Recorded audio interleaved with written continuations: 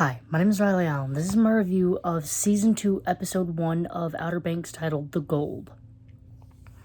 So, we start off with, the Pogues, Pope, Kiara, and JJ making a memorial on a tree for John B. Them showing, Peterkin's funeral, and also that Shoop and that agent dude did not let what John B said slide. They are investigating into Ward, but he did lawyer up, and he's a rich man, so he's got a good lawyer, probably. Meanwhile, the ship that John B and Sarah are on got word of their bounty, $50,000. So they lock him in when they get to port to Nassau, whatever, NASA, whatever. But they managed to escape and evade capture, getting into a hotel where they managed to steal a phone and get word to the others that they're alive. Now here's the one, this is a minor complaint about it. I understand why they did it here, pacing and all that. They needed to get everything they needed to do in this one episode. But I do feel like the reaction of the Pogues learning that John B and Sarah were alive should have been the ending to an episode. But I understand why they did it here, pacing-wise, because they needed to do the other stuff. Actually, no, I kind of don't. So, actually, never mind. I kind of still wish this. Because the only thing that changed was a fire was lit under their ass, and the Pogues started to prove that John B was innocent. I swear to God, they can't figure out who needs to have the crash out. This episode was mainly JJ and Kiara's crash out episode. She was smoking weed and vandalizing while JJ got into a fight and fired from his job. Granted, I'm with him. He got angry over them slandering his boy when he knows he's innocent. So I get it. They do, once they find out he's alive, they do try to, get him cleared.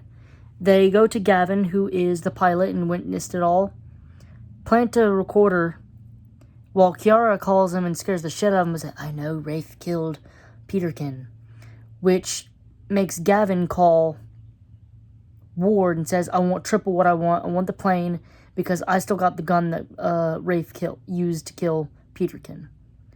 All this was caught on camera, or caught on record by Pope, Kiara, and JJ. Meanwhile, Ward agrees to meet him. I'm kind of suspicious. I think Gavin should really... I'm suspicious. Meanwhile, John B gets an itch in the night and goes into the villa, or the home, to steal the gold. Because, what do you know? They landed on the same damn Caribbean island that the gold's at. Huh. Funny how that plot works. Anyway. The captain takes Sarah captive, then Cleo, another person of his crew, takes John B captive. Takes him captive. John B ends up convincing them to let him go because there's more by giving him the gold, melted gold, and saying there's more where that comes from. So they get in there, and Ward gets a notice that the people are breaking in, while Sarah manages to get into the safe by putting in her birthday. Favorite child much? The cops come, and the captain and his crew end up dipping, leaving them locked in the house.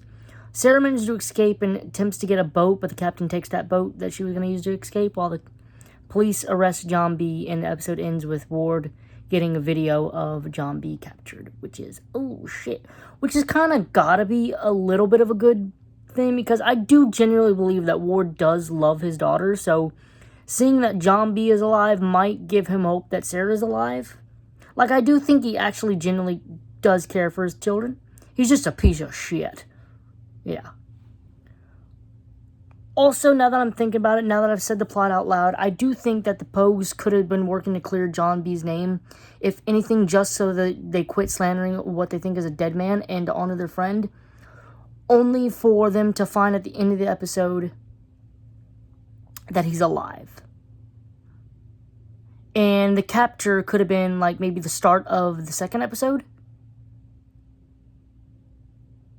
And that's when the fire is lit under the Pogues' asses, because they have even more reason to clear his name. He's alive.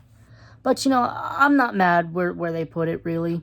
It was a good scene. My favorite scene of the episode. Overall, I'm going to give this episode a solid 8 out of 10. Thanks for watching the video. Leave a like, comment, subscribe if you want, and I'll see you in the next video.